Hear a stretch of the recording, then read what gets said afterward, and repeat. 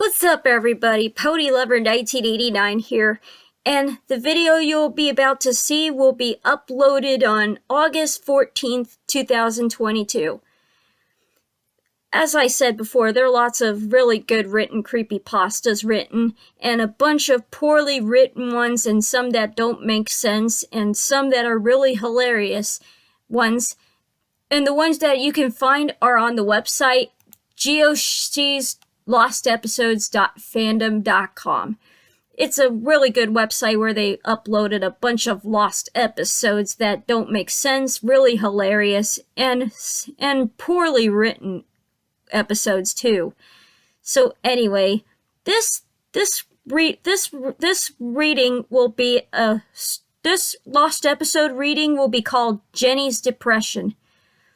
It's not that bad. Well, here goes nothing. This is a page dedicated to the lost episode of my life as a teenage robot called Jenny's Depression. Over the years, this episode was gradually revealed, with several files about the episode leaked on the internet. This message was from when it all started, in which a boy named Brian Davestone got the tape that contained the episode after a tour of Nickelodeon Studios. Read this message to understand everything. Well, here goes nothing. Here we go. The story of the episode. Hi, my name is Quentin Johnson. I'm 8 years old, and I'm a big fan of the Nickelodeon series, My Life as a Teenage Robot. I was really a fan. I collected the DVDs of the series and created my own action figures. And Jenny was one of my favorite characters. I always laugh at the scenes with Tuck, Brad's little brother, but there was a day when I almost stopped being a fan of this series. The reason is a cassette tape that contains a lost and disturbing episode of my life as a teenage robot called Jenny's Depression. I got this tape on September 3rd, 2005, when I decided to tour Nickelodeon Studios. That day, I had met Rob Renzetti, the creator of the show. He was a very nice person. I explained to him that I was the #1 fan of the series, so he decided to let me go behind the scenes of the series. I was super happy. Well, now I was able to discover some spoilers of unreleased episodes and see how the episodes were made. They even had test animations. I had seen a chest inside the animation room, which had a message written, "Private property, do not open." I sneaked over to the chest and decided to dig through the chest to see what was inside and see if it had anything to do with MLAATR. Well, that's what a fan would do, right? Fortunately, I found a My Life as a Teenage Robot tape. However, I noticed that on the label of the tape it says, "My Life as a Teenage Robot, Jenny's Depression, property of Nickelodeon Studios." I ignored this message and thought it was no big deal. After the tour, I quickly went into my room to watch the tape. Then I put the tape in my VHS player and started watching. After the opening, it seems normal, but then the episode title appeared. The episode's name was Jenny's Depression, the same name that appeared on the tape's label.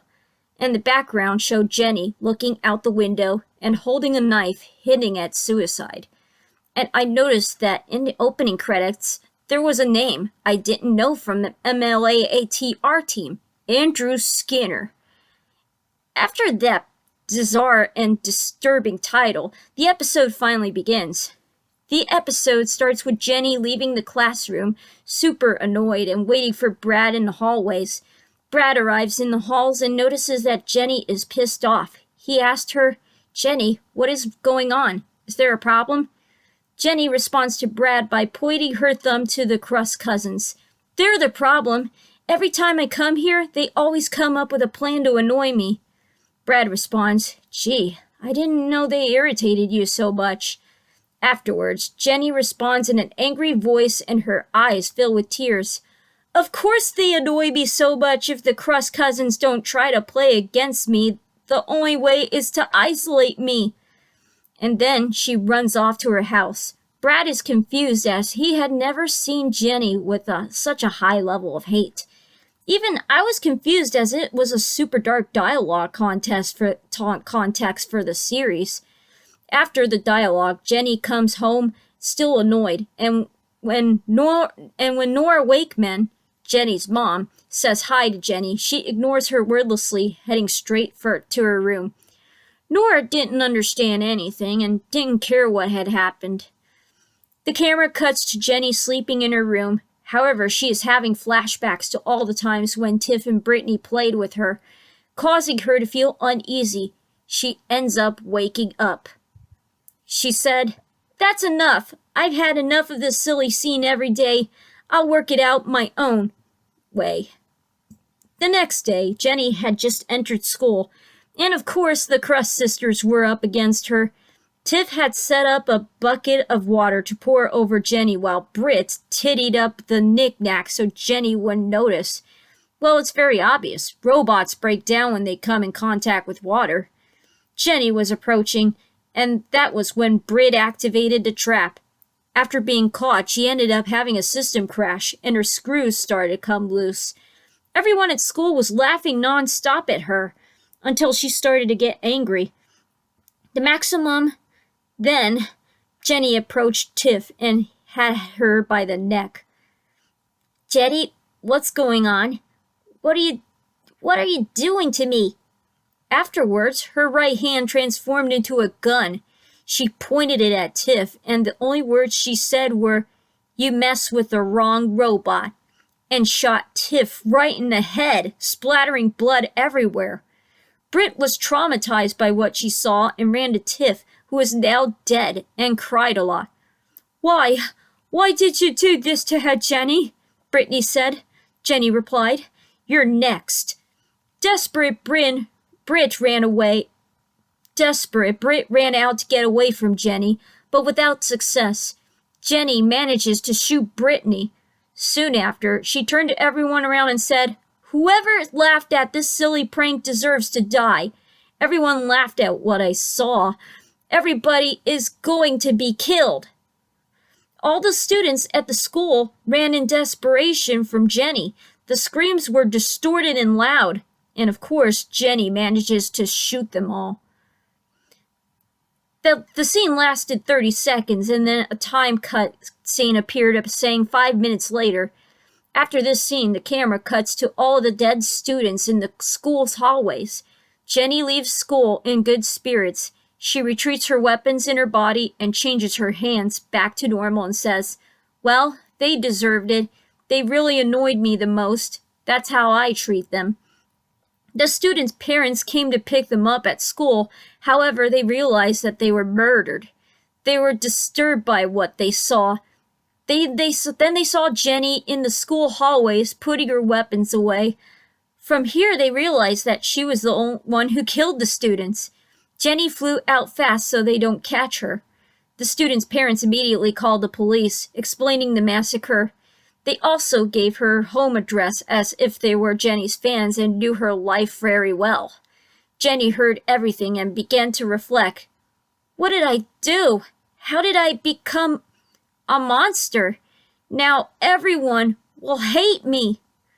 And flew home distraught. Nora asked Jenny why she rushed home. "XJ9, what are you doing in such a hurry?" Jenny tried to find an excuse as she wanted to hide from her mother that she committed a massacre at school. Nora started to analyze Jenny's hands and noticed that she had something red on her hands. She began to suspect. "Can you explain to me what the red thing on your hand is?" Jenny tried to hide it. "Oh, Mom, it was just ketchup. I was having a snack at school and I ended up sneezing on my hands." It was at that moment that the news story began to appear in the news about the school massacre committed by Jenny. The news was on TV. Nora began to understand that it was Jenny who did the killing, and that the red thing on her hands was blood. Sorry, Mom. I think I've gone mad this time," said Jenny. Nora started to be angry at her and yelled at her for pushing her. "Gone mad? Gone mad? You committed a serious crime, XJ9. Are you a villain to kill people out there?" Jenny tried to explain, but Nora didn't listen, and left her grounded in the room indefinitely because Nora thought she started having psychopathetic thoughts, and to prevent more serious things from happening, she did it. Jenny started to be angry with her mother and ran to her room, breaking everything. She started to cry insanely. She couldn't stop crying until she started crying loudly, making me turn down the volume on the TV. And when she started to cry screaming, Jenny's screams were distorted, and Jenny was staring at the screen, and with a very realistic face, like a girl's head, instead of Jenny's head. Now, I was more disturbed than I already was. After the scene, Jenny begins to write in her diary all the suffering she is going through and events about the slaughter. Dear Diary, today was the saddest and most disturbing day of my life. I was kind of depressed because of the pranks of the Crust cousins. Apparently, they like to make fun of me. They made me kill them and also everyone who laughed at this prank. Now everyone will think I'm a monster. They even called the police to take me to jail and wanted to give me life in prison. Even my mother hates me. Then she sighed, crying, and continued writing.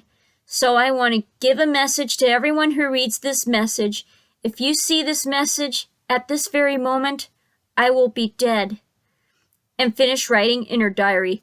I was traumatized by the situation that Jenny was going through. I would never have imagined that she would go into a desperate depression because of the Crust cousins' mockery. Then Jenny had seen a knife beside her bed and picked it up, hinting that she was going to commit suicide. The last words she said were, "Goodbye, everyone. You can live without me." And indeed, Jenny had killed herself. She stuck the knife she had taken into her head, and at the exact moment she puts the knife to her head, once again Jenny's face was distorted and with several messages saying, "Jennifer, I miss you." I had paid attention to the messages and started to question, who is Jennifer? What does this girl have to do with the episode?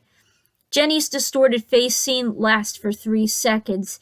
Then the camera cuts to Jenny lying in bed, dead, bleeding from oil. The cutscene lasts for 10 seconds. The scene faded to black, giving a transition effect that the show usually uses. Now I was scared to watch My Life as a Teenage Robot episodes at night because this episode was pretty dark for me. After this scene, Sheldon arrives at Jenny's house as he noticed that the robot girl was missing. He knocked on the door of the house. As Mrs. Wakeman went to answer it, Sheldon said, "Hi, Mrs. Wakeman. I like to ask your daughter for a walk. Is she home?" "No, she's grounded," said Mrs. Wakeman. She went on to explain. "Today at school, she started having an existential crisis, and then she became a psychopath and went out killing everyone. That's why I had to lock her inside the house. And if you're asking when I'm going to release her, I'll release her if she stopped crazying. Now, bye." And slammed the door right in Sheldon's face. "I won't give up asking her out. Brad has been worrying about her for a long time. I'll do it for him and for me," Sheldon said. And then he started trying to get inside Jenny's house without Nora's permission. He tried to break down the door, climb the walls, or enter the windows. At least Jenny's bedroom window was open, so Sheldon managed to get into the house. However, it was too late. Jenny was dead in her bed. Sheldon noticed Jenny's death. He knelt down and started to feel sad. "Jenny, what happened to you? Why did you leave us? Why did you leave me? You didn't deserve this," Sheldon said. Then he started crying quite loudly and distortedly. And of course I turned the volume down because I don't want my eardrums to burst. Then Sheldon saw the knife Jenny used to commit suicide and did the same thing Jenny did. Killed himself. Apparently he didn't want to be away from Jenny, so he killed himself to be together again. Soon after, Brad and Tuck arrived at Jenny's house as well. They noticed that Sheldon was taking so long to show up, so they also decided to enter. But of course, Nora locked the front door. Brad said, "What now? How are we going to get into her house if Mrs. Wakeman locked the door?" Then Tuck kicked the door open. He kicked hard, but so hard that he even broke the door. Literally.